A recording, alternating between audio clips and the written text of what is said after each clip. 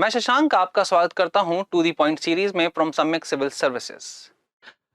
जैसे कि आप जानते हैं, इस वीडियो सीरीज के माध्यम से हम आप लोगों को वो इंपॉर्टेंट टॉपिक्स कराते हैं जो कि आपके आरएएस प्री में आने की संभावनाएं रखते हैं। और आज का टॉपिक जो है वो है राष्ट्रपति। तो चलिए शुरू करते हैं। जब बात करते हैं राष्ट्रपति की तो ये भाग 5 में दिया गया है। तो याद रखेंगे, बहुत ही इंपॉर्टेंट चीज है वो ये कि राष्ट्रपति जो है वो संविधान के भाग 5 में दिया गया है। परंतु जब हम बात करते हैं अनुच्छेदों की तो 52 से 78 लिखा हुआ है। सर ऐसा तो नहीं है, बहुत सारे ऐसे अनुच्छेद भी हैं जो कि 78 के बाद भी आते हैं, जैसे कि उदाहरण के तौर पे 123 जो कि राष्ट्रपति से ही संबंधित है। तो याद रखेंगे कि ये जो हमने लिखा है 52 से 78, ये केवल और केवल कार्यपालिका से संबंधित शक्तियों के बारे में बता रहा है। कहने का तात्पर्य क्या है कि भारत में संसदीय लोकतंत्र चलता है जिसमें दोहरी कार्यपालिका की व्यवस्था को बताया गया है, जिसके तहत एक नाम मात्र का अध्यक्ष होता है और एक वास्तविक अध्यक्ष होता है। तो नाम मात्र के अध्यक्ष की अगर हम लोग बात करें तो वो राष्ट्रपति होता है और वास्तविक अध्यक्ष जो है वो प्रधानमंत्री होता है। और यहाँ पर हम लोगों ने जो 52 से 78 दिया है, इसमें राष्ट्रपति और प्रधानमंत्री दोनों ही आ जा रहे हैं। तो यहाँ पर कार्यपालिका की जो शक्तियां हैं उनसे संबंधित ये अनुच्छेद दिए गए हैं। तो चलिए देखते हैं राष्ट्रपति के बारे में। तो राष्ट्रपति जो होता है वो देश का प्रथम नागरिक होता है। राष्ट्रपति भारत का राज्य प्रमुख होता है और भारत देश का जो राष्ट्रपति है वो निर्वाचित होता है और इसीलिए ही भारत को गणतंत्र भी कहा जाता है। और बात की जाए कि ये वास्तविक होता है या नाम मात्र का होता है, तो याद रखें कि राष्ट्रपति जो है वो डी ज्यूरे हेड होता है, अर्थात नाम मात्र का कार्यपालिका का अध्यक्ष होता है। जब तुलना की जाए राष्ट्रपति के पद की दूसरे देश के अलग अलग अधिकारियों से, तो याद रखेंगे राष्ट्रपति का जो पद है और उसकी जो शक्तियां हैं वो ब्रिटेन के सम्राट के समान है। पर ऐसा नहीं है कि सिर्फ और सिर्फ ब्रिटेन के ही संविधान या ब्रिटेन के सम्राट से ही हम लोगों ने पूरी तरीके से राष्ट्रपति की शक्तियों को लिया है। बहुत सारे प्रावधान ऐसे भी हैं जो कि हम लोगों ने दूसरे देश के संविधान से निहित किए हैं, जैसे कि उदाहरण के तौर पे संयुक्त राष्ट्र अमेरिका से भी हमने बहुत सारी चीजें राष्ट्रपति के संदर्भ में ली हैं। चलिए आगे देखते हैं।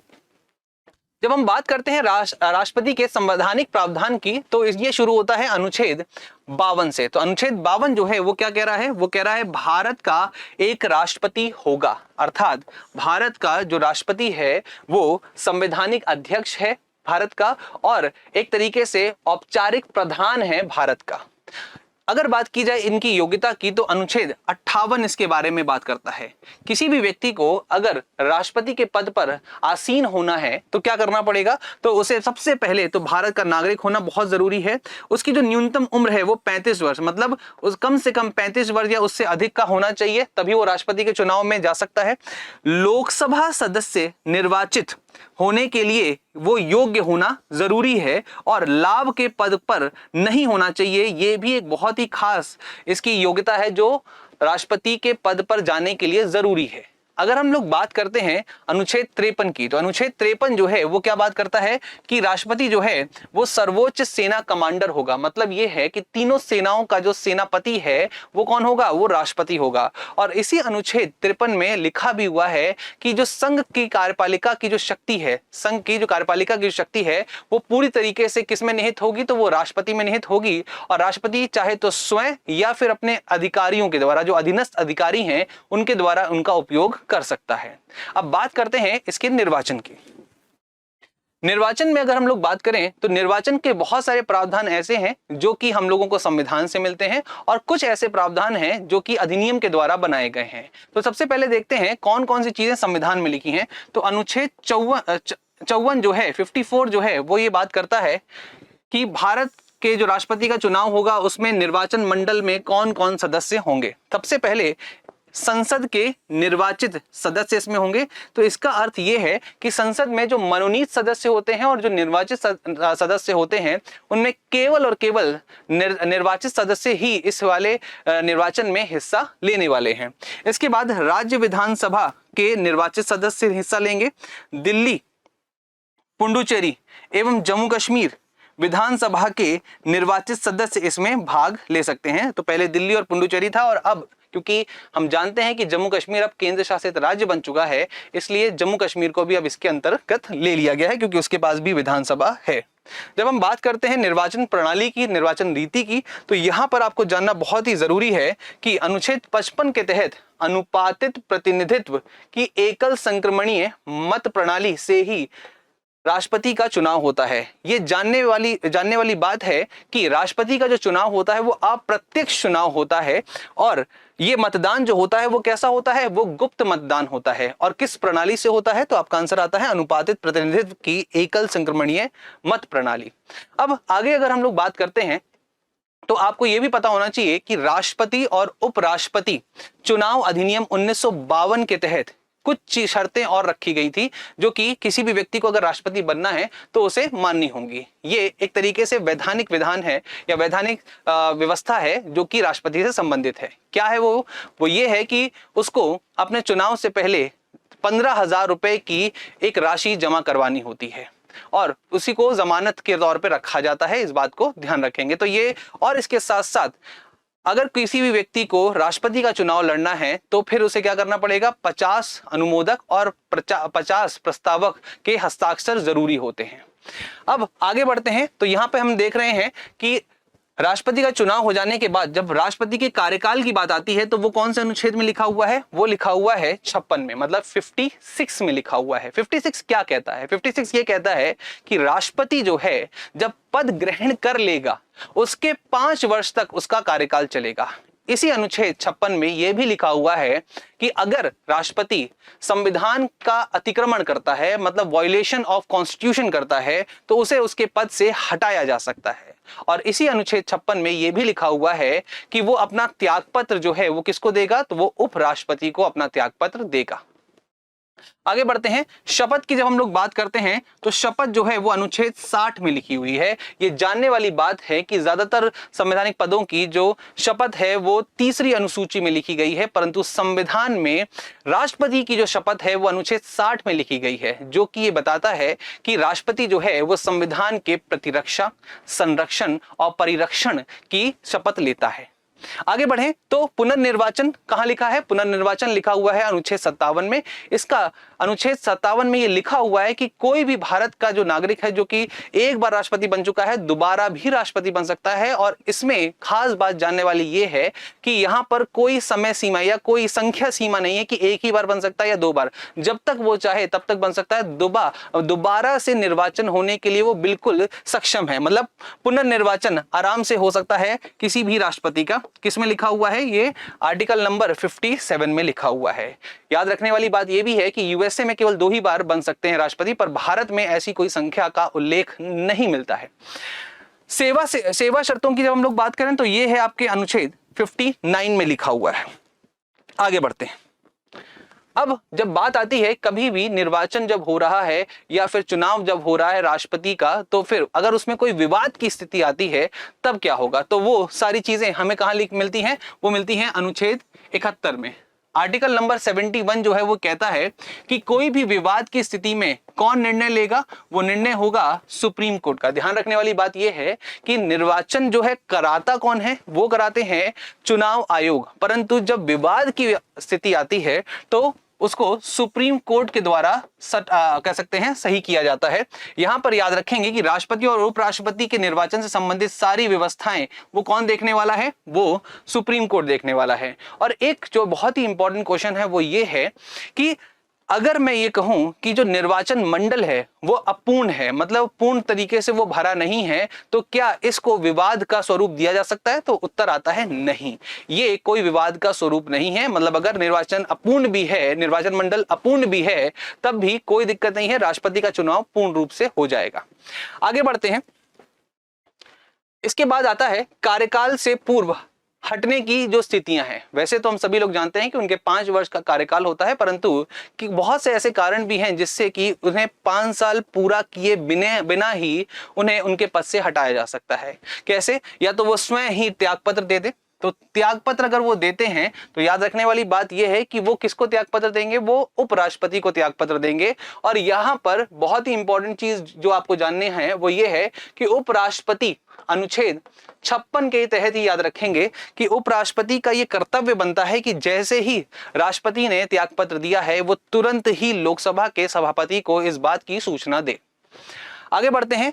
मृत्यु या असमर्थता के आधार पर भी वो अपने पद से हटाया जा सकता है। और एक बहुत ही महत्वपूर्ण प्रक्रिया होती है जो कि तभी लागू कराई जाती है जब भी संविधान का अतिक्रमण हुआ है। उस खास प्रक्रिया को हम कहते हैं महाभियोग की प्रक्रिया। महाभियोग की प्रक्रिया की अगर हम लोग जब बात करते हैं तो इसकी प्रक्रिया लिखी हुई है किसमें, 61 में लिखी है, परंतु इसका जो आधार है मतलब प्रावधान का आधार जो है वो कहां लिखा हुआ है, तो याद रखेंगे वो लिखा हुआ है अनुच्छेद 56 में। महाभियोग का जो प्रावधान है, महाभियोग की जो प्रक्रिया है उसका आधार क्या है, उसका आधार है संविधान का अतिक्रमण, संविधान का अतिक्रमण। और संविधान का अतिक्रमण इसको अंग्रेजी में कहा जाता है वायलेशन ऑफ कॉन्स्टिट्यूशन। बस केवल एक ही आधार है। और जानने वाली बात और सबसे खास बात यह है कि इसकी कोई भी परिभाषा संविधान में नहीं दी गई है। बस इतना लिखा गया है कि हाँ, on the violation of the constitution, on the violation of constitution क्या किया जा सकता है, महाभियोग की प्रक्रिया को लगाया जा सकता है, जो कि अनुच्छेद 61 में दी गई है। अब बात करते हैं महाभियोग की जो प्रक्रिया है वो किस तरीके से चलती है। तो प्रक्रिया में जो आपको जानने के लिए सबसे इंपॉर्टेंट है वो ये है कि राष्ट्रपति को हटाने की जो प्रक्रिया है वो किसी भी सदन से शुरू की जा सकती है। ये आपके एग्जाम के लिए सबसे ज्यादा इंपॉर्टेंट है। क्या महाभियोग की जो प्रक्रिया है वो दोनों में से किसी भी सदन से शुरू हो सकती है। और जैसे ये शुरू जो होगी वो एक तरीके से संकल्प के रूप में शुरू होगी और इस संकल्प को प्रस्तावित करने के लिए उस सदन को कुल सदस्य संख्या जो है उसका लगभग 1/4 सदस्य के हस्ताक्षर चाहिए ही चाहिए होते हैं। और जैसे ये हस्ताक्षर हो जाते हैं तुरंत ही एक सूचना पहुंचती है राष्ट्रपति के पास और उसके पास 14 दिन का वक्त होता है बताने का, अपनी सफाई देने का। अगर उस सदन, जिस सदन ने इसको शुरू किया है, वो इससे सहमत रहता है तो वो वहीं पर समाप्त हो जाता है, वरना इसको और आगे बढ़ाया जाता है। आगे बढ़ाने की स्थिति में क्या होता है कि महाभियोग के प्रस्ताव को कुल सदस्य संख्या का 2/3 बहुमत से पारित करना आवश्यक है, वरना इसको आगे नहीं बढ़ाया जा सकता। 2/3 बहुमत जरूरी है होना, तभी ये एक सदन से दूसरे सदन में जाएगा। एक सदन से पारित होने के पश्चात प्रस्ताव दूसरे सदन में जाएगा और दूसरे सदन में इसका अन्वेषण करवाया जाएगा और दूसरे सदन में भी कुल सदस्य संख्या का 2/3 बहुमत जो है वो जरूरी है, तभी ये प्रस्तावित हो सकता है। और ये ही अगर ऐसा होता है पूर्ण रूप से, तब फाइनली ये हम कह सकते हैं कि राष्ट्रपति का जो महाभियोग की जो प्रक्रिया है वो पूर्ण रूप से संपन्न हुई और राष्ट्रपति को अपने पद से इस्तीफा देना होता है। इस्तीफा वो पहले भी दे सकता है और या फिर यहां पर सीधे सीधे उसको अपने पद से हटा दिया जाता है। आगे बढ़ते हैं। जो नोट पॉइंट है वो ये है कि इस महाभियोग की जो प्रक्रिया है इसमें भागीदारिता किस तरीके से निर्धारित की जाती है। तो इसमें याद रखेंगे, हमने देखा था कि जब चुनाव हुआ था तो उसमें केवल और केवल निर्वाचित सदस्य थे, परंतु अब महाभियोग की प्रक्रिया में मनोनीत और निर्वाचित दोनों सदस्य भाग लेते हैं। इस बात को ध्यान रखेंगे।